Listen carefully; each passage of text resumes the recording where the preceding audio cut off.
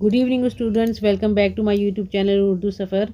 हम आपको UP board में जो आपका उर्दू का पेपर आता है उसकी तैयारी करा रहे हैं और कुछ ख़त और दरख्वास्त हमने लिखवा दी हैं। आज हम आपको ज़रबुल इमसाल या कहावतें कराते हैं।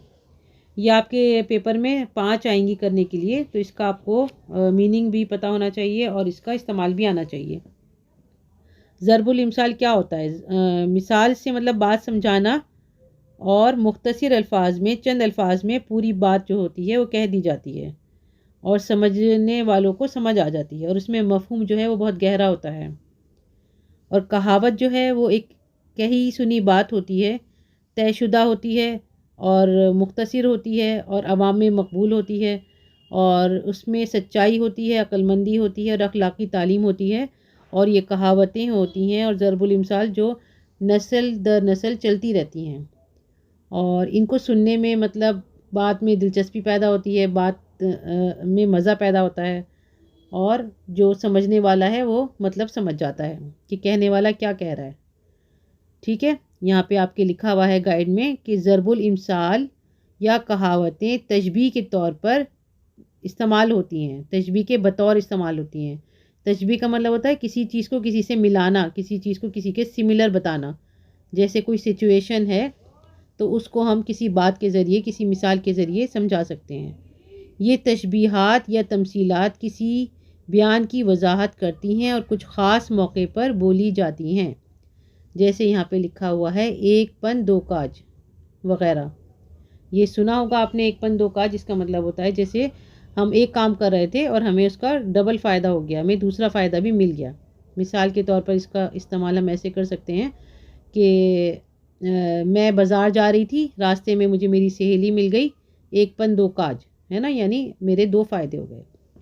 चलें आगे जो इसमें लिखे हुए हैं वो पढ़ लेते हैं। दूध का दूध, पानी का पानी होना, इंसाफ होना। इस्तेमाल करेंगे जज साहब ने ऐसा फ़ैसला सुनाया कि दूध का दूध और पानी का पानी हो गया। आप खुद भी बना सकते हैं। जैसे हम ये कह सकते हैं कि पंचायत में सरपंच ने ऐसा फ़ैसला सुनाया कि दूध का दूध और पानी का पानी हो गया। गेहूं के साथ घुन का पिसना, बुरों के साथ अच्छों पर परेशानी आना। शरीफ का मामला ऐसा हुआ जैसे गेहूं के साथ घुन का पिसना। ऐसी आप खुद बना सकते हैं कि आजकल का माहौल ऐसा है कि बचकर रहना चाहिए, ऐसा ना हो कि गेहूं के साथ घुन भी पिस जाए।